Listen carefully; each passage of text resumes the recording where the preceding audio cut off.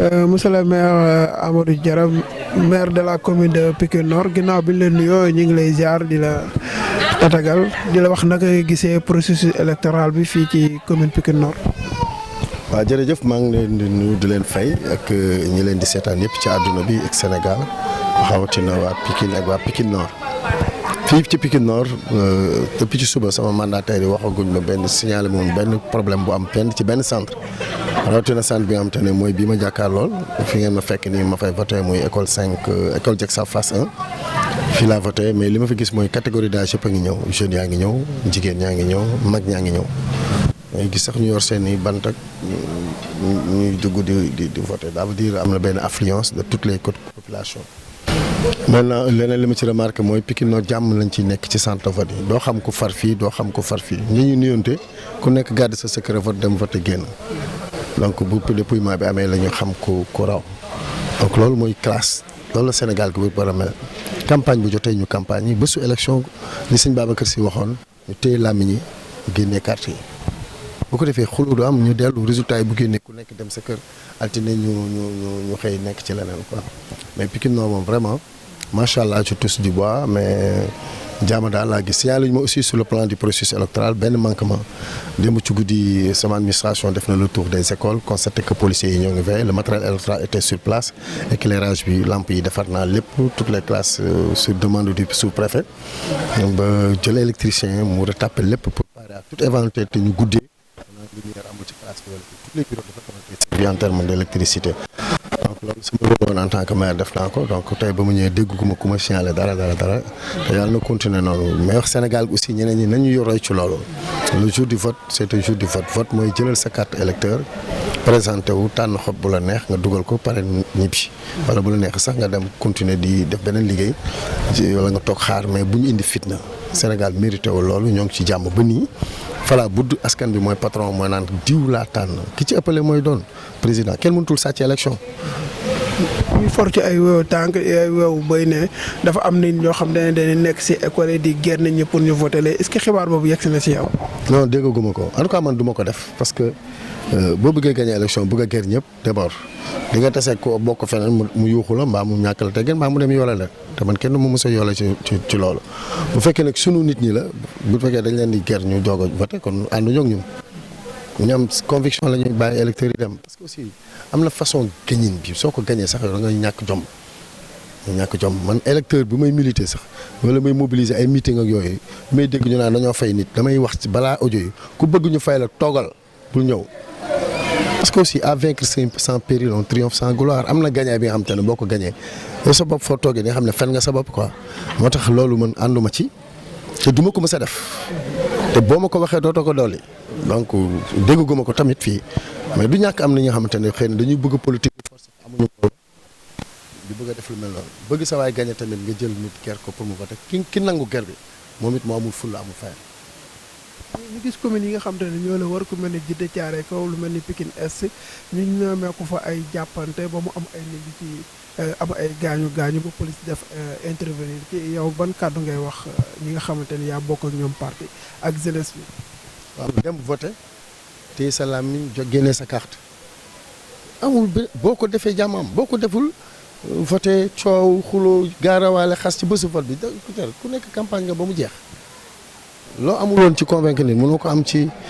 am na sama benn càmmiñ xafet càmmiñ lañ koy jànq ku jigéen ñëw fii ne ma non vote la ma ne ko non vote mu ne waaw nan laay def ba voté ma ne ko am munoo voté mu ne ma nag Diomaye laa bëggoon voté ma ne ko je suis désolé mais bëggoon naa nag nga mën a voté ba votel Diomaye ndax lan loolu waaw parce que bu may gagné adversaire day fekk moom ay armam teew samay arme teew ñi ànd ak man am arme carte moom ay ñi ànd ak carte su ma ëppalee na jël su ma ko ëppalee jël waaye bu amee faagaagal ci ay arme ci côté am wala ay ñu ko bëggoon a votel amuñu carte man ñi ma bëgg a votel yëpp am carte du ma neex ma bëgg ñëpp yem arbitre ne prip règle de jeu yi ñëpp respecté ñu ko gagné jël donc coow yi dégguma ko Pikine Nord sauf Pikine école 9 dégg naa xale yi Diomaye yeeg Sonko yi ñoo ngi fay déconné di indi fitna ba police nekk fa di jéem a arrangé mais ndigal bi ñu joxe ñun mooy bu leen topp xam nga nag la tax ñu jublu ci loolu parce que bu dee wóolu nañ seen bopp ne dañuy gagné te dañu gagné premier tour ñoom ñoo war a yor càq bi balaa mu yàqu. ginnaaw bi nga yendoo ci centre de vote bi suba ba léegi naka nga gisee naka nga jàppee tendance yi. waaw xooluma tendance vraiment man damay. am nañu commencé ruus tamit. non fii gisuguma lu ruus fii bon dégg naa Chine am na ñu génn ñu ne Amadou Ba moo jiitu Idriss Seck topp ci Diomaye troisième yow yaa ma xamal ne Koweït Diomaye moo jiitu voilà loolu la ñaar yooyu laa jotagum quoi donc bu fekkee ñaar yooyu la ex aequo la pour le moment mais ci Sénégal fii ci bii dégguma dara te man du ma xool ay sondage. ginnaaw bi élection yi tombé ak weeru Ramadan ak Carême ban message ngay sànni la communauté sénégalaise. mooy la paix et même en dehors de ces deux événements religieux jàmm dafa baax ñu nekk ci jàmm am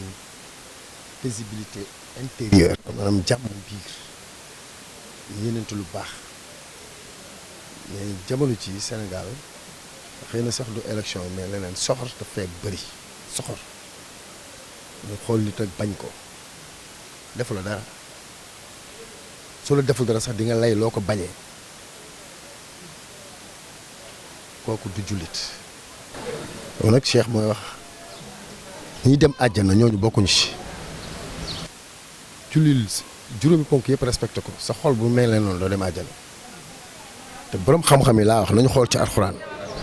fu ñu wax ku nekk jullit di nga dem àjjana amul. mooy dem Màkka murum koor gëm naa ne Muhammad sallallahu alayhi wa sallam mooy ngeen di mbindeef damay joxe asaka weeru koor dama koy wax yàlla ne la assuré naa la àjjana amul waaye yàlla wax na ne ñi seen xol am jàmm dañuy dem àjjana kon di nga gis ku dul jullit teg sa xol mel noonu nga dem àjjana parce que yàlla moom àjjana léegi nag dafa ne jullit bi boo dee def fii normalement sa xol loolu war a ci ne léegi boo ko dee def sa xol di ci ne xamal na la ngay def baaxul par exemple nga ne allahu akbar nekk ci mbiru yàlla julli ni asalaamualeykum maanaam yéene na ñëpp jàmm te sa biir xol du dëgg kon li nga wax ca làmmiñ la yam kon képp kuy boo jullit la ngay wax ca làmmiñ te lislaam digal la ko moo war a nekk sa biir xol su dee foo jullit nga la ngay wax ca làmmiñ du nekk sa biir xol kon yow àjjana duñ la ko dencal te man bëgg naa ñëpp dem àjjana li maam Abdou Aziz Dabakh doon wax naan yàlla boo jëlee naree jël ñenn ci jullit dina leen yóbbu safara wala ñenn ci nit ñi sax te réer te war a dem safara man Abdou Aziz yow mi ne woon àjjana dina fees safara dina feesalal sama jëmm ak safara ñoo ca des ñëpp dem àjjana man am naa xol boobu yéene ñëpp àjjana yàlla sauvé leen jël sama bos yóbbu ma safara ba man ñëpp laa yéene jàmm mais soxor bi nekk ci dëkk bi ba ci Pikine fii làmbi golo ku jóg sa morom fàdd sos yàq der wax dafa bëri te ñi koy def duñu mus a raw seen maas xool leen ci koñ ba dëkk duñu tekki lu ñu am mu saay ndax xol bu bon il faut que les gens dem ci xel bu rafet buy génnee ci xol bu rafet bu ko defee làmmiñ ba la fay génn rafet. kàddu gu mujj nga jëmale ko ci électeur ñaan li xew Pikine Nord fii ñun ñëpp génn vote ji mu xew Sénégal yëpp ci jàmm et que li may wax mooy damay Ousmane Sonko faruma ak moom mais faanaa ko mais mun naa ko far ak moom su ko Amadou Ba gañee balaa mu naan dañ maa sàcc génn leen ci mbedd mi mu xam ne processus électoral bi journaliste yi yéen a ngi fépp ku ñu gañe nañ la ñu ne Amadou Ba gañe na premier tour Diomaye Ousmane Sonko bokk ci njëkk a jóg ne nangu nañ bés boobu waxuma faral ko mais mun naa sax ànd ak moom bàyyi Amadou Ba mi gañe dem ànd ak Sonko ba beneen yoon ndax dina ma surprendre maa ngi koy défier moom Ousmane Sonko que su accepté résultat yi dina nekk un grand homme te man grand homme lay wër maa ngi koy défier seen télé bi laa ko défier na teel a nangu résultat yi te xam ne kenn mënul sàcc école 5 bii bureau de vote yi xamoo lu muy génnee lu fi génn ñu teg ko bu dee moo gañee ñu tàccu buñ ko gañee na tàccu loolu mooy xew ci Sénégal bi yëpp processus électoral bi bureau de vote bi dañu am représentant commission départementale dañu am représentant commission nationale avec cour d'appel de recensement national des votes dañu am représentant conseil constitutionnel doogu joxe résultat définitif kon fan la ñuy amee fu ñu amul représentant te yeneen candidats yi am fa représentant benn candidat rek gëlëmal ñëpp sàcc mënutul am ci Sénégal kon je lance un défi à Ousmane Sonko su bëggee Sénégal su ko Amadou Ba gagné premier tour na teel a wax pour nit ñi nga xamante ne dañ ko ànd ak moom te du ñu dem ak seen xel mu teel leen dalloo moom mën na sauver jàmm jooju Sénégal sinon dina indi ay reyante te mujj dañuy nangu Sénégal continuer waaye ay dee dina amati gannaaw ba ay dee amee ngir mu nekk candidat d'accord donc loolu laa koy défier na wane ne bëgg na Sénégal bu fekkee candidat moo gagné nag Amadou Ba moom it jóg félicité ko président Macky Sall fii si donc man bëgg naa j'ai envie que Ousmane Sonko soit ce jeune homme jantal là bi Sénégal jox bopp mu yor leen pour defar leen nicement pour un Sénégalais civilisé mais pas ce nouveau type de Sénégalais haineux vindicatif insulteur désobéissant bay def la désobéissance civile en contestant toutes nos institutions armée police gendarmerie commissaire magistrat président de la République ministre tout le monde ci désavoue espérant les incarner demain soo ko defee man boo demee ba toog wala sa waay toog je serai le principal opposant qui va se comporter comme toi loo def ma désobéir te loolu fitna lay indi ci donc sama mujj kàddu nga ma laaj maa ngi ko dencal défi bi may lancé Ousmane Sonko mu jéem a nekk un grand homme arrêter la diffamation être patriote au vrai sens étymologique du terme accepter les résultats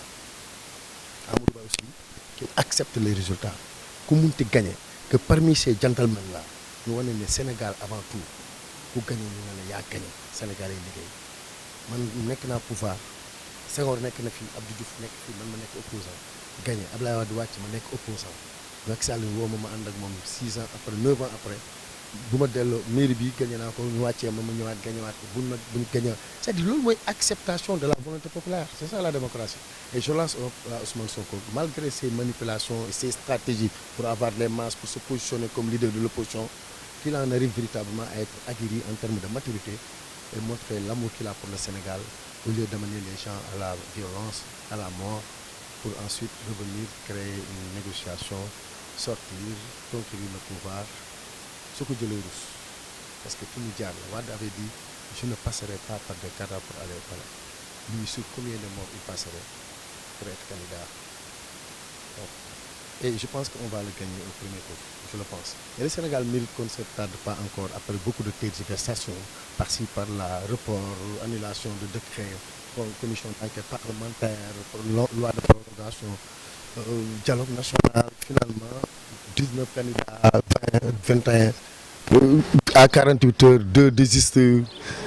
ce Sénégal-là ne mérite pas ça le Sénégal mérite que dimanche bi tey 24 demain le 25 les gens vaguent à leur préoccupation ñu yem premier tour et même Amadou Ba bu gagné le premier tour le candidat qui gagnerait je suis